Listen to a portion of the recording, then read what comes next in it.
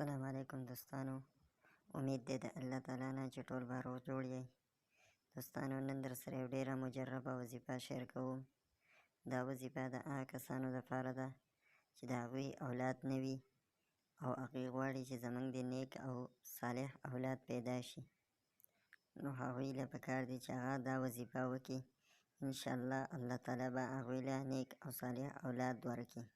وظیفه دا ده چې د ماسخوتن د لمانځه نه وروسته دې 313 مرتبه دا آیات د قرآن کریم ربی لا تذرنی فردا وانت خیر الوارثین، ربی لا تذرنی فردا وانت خیر الوارثین دا دې ووایي. انشاءالله الله تعالی به هغوی ته ضرور به ضرور نیک اولاد ورکړي.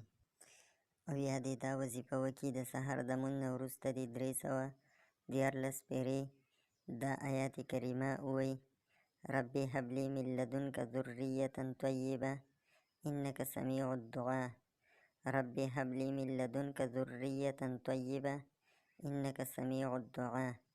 انشاءالله الله تعالی به هغوی ته ضرور به ضرور نیک او صالح اولاد ورکړي.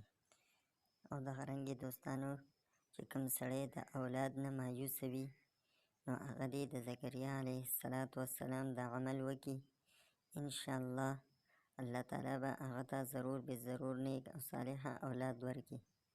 هغه د قرآن کریم د آیات ربی لا تذرنی فردا وانت خیر الوارثین دا دې د هر لمانځه نه بعد 3 پیرې وایي: ربی لا تذرنی فردا وانت خیر الوارثین. انشاءالله الله تعالی به هغه ته ضرور به ضرور نیک او صالح اولاد ورکوي.